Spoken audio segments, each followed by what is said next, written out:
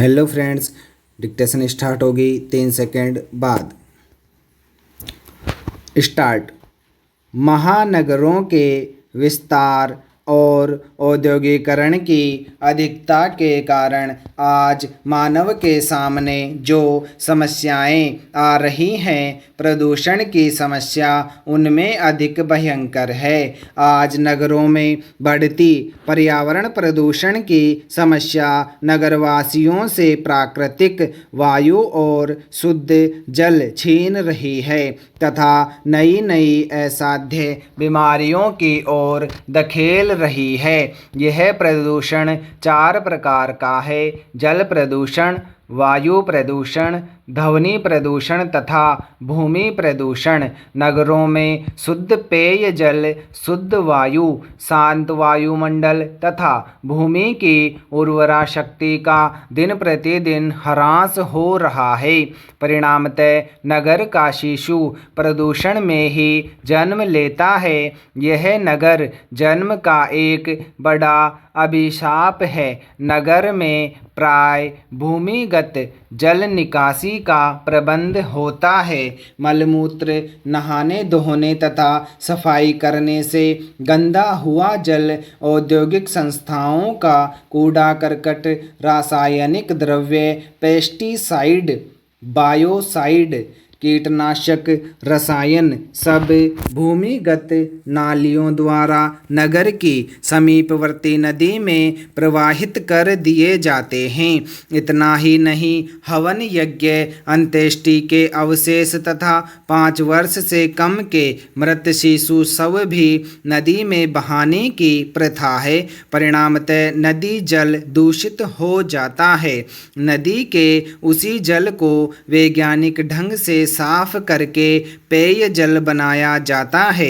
इस तथाकथित शुद्ध जल के उपयोग से आमाशय संबंधी विकार, खाद्य विषाक्तता तथा चर्म रोग उत्पन्न हो जाते हैं। प्रदूषित जल फसलों को सारहीन बना देता है। जल में अवशिष्ट जीवनाशी रसायन मानव शरीर में पहुंचकर रक्त को विषाक्त कर देते हैं, जिससे अनेक बीमारियां उत्पन्न हो जाती हैं। पैरा।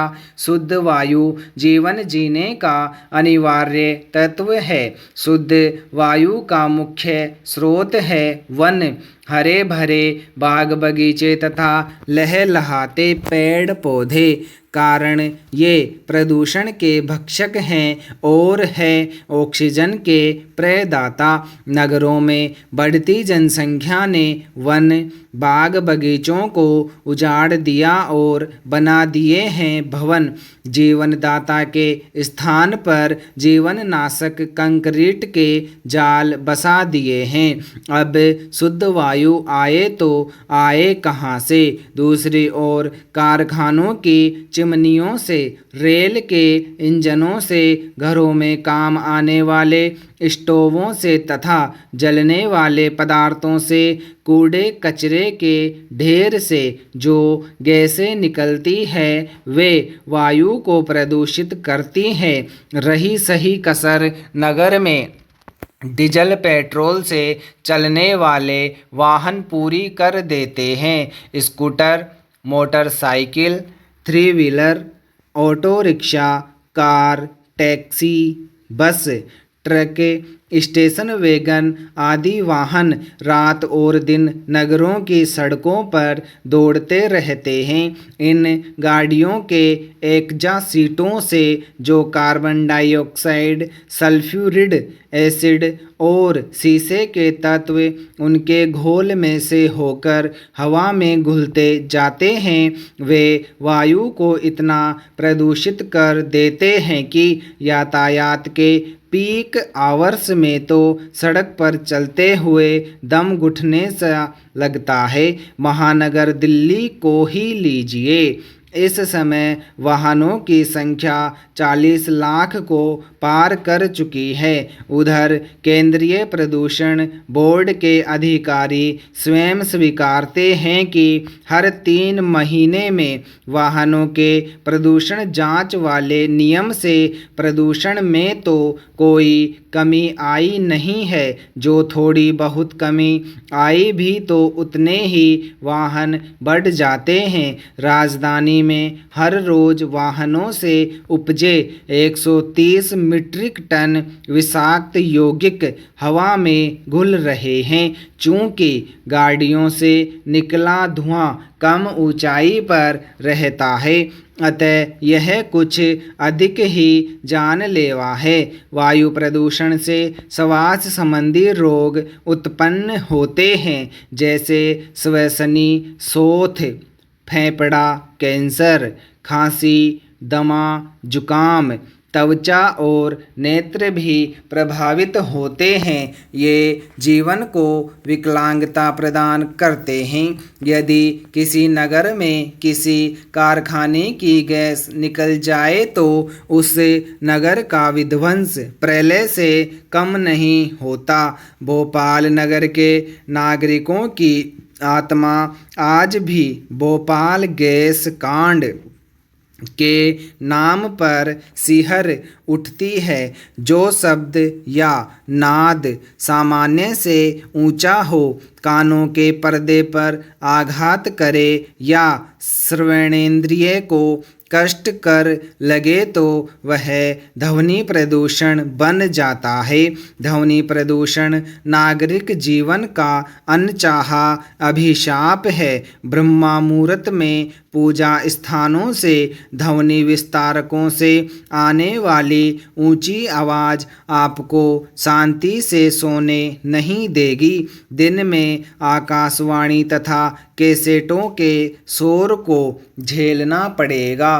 मुर्दाबाद जिंदाबाद के नारे, बैंड बाजों की तीव्र ध्वनि, ढोल और शहनाई की चीख आपको सुननी पड़ेगी। घर का टीवी तो कानों के लिए टीवी ही सिद्ध हो रहा है।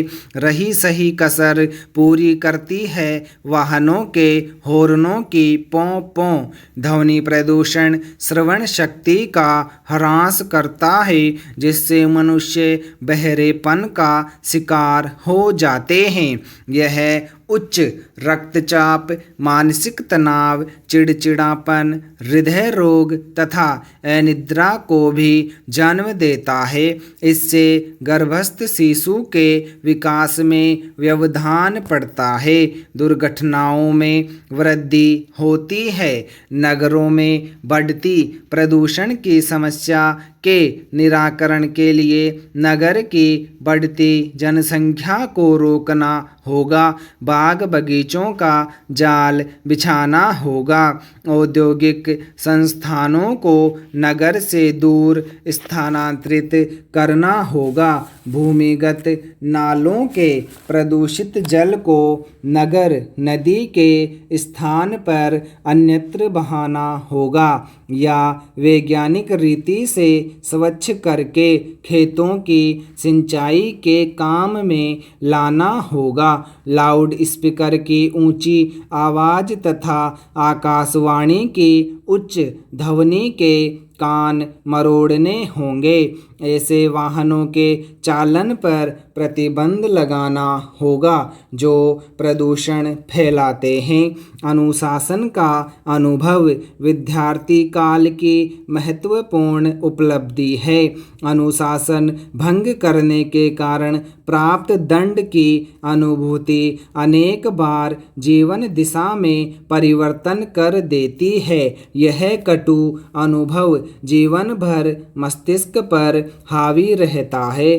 खेल कूद में जहाँ उत्साह, साहस, धैर्य, स्फूर्ति, अनुशासन, टीम स्पिरिट, खेल भावना आदि का उदय होता है, वहाँ जीवन संघर्ष में हंसते हंसते जूझने की शक्ति की अनुभूति होती है। विद्यालय की साप्ताहिक सभाओं से किसी विषय पर तर्क संगत, श्रृंखलाबद्ध और श्रेष्ठ विचार प्रकट करने का अनुभव होता है तो रेड क्रॉस सोसाइटी के कैंपों से पीड़ितों की सेवा करने का तथा स्काउटिंग कैंपों से कर्तव्य के प्रति जागरूक रहने की अनुभूति होती है। स्टॉप।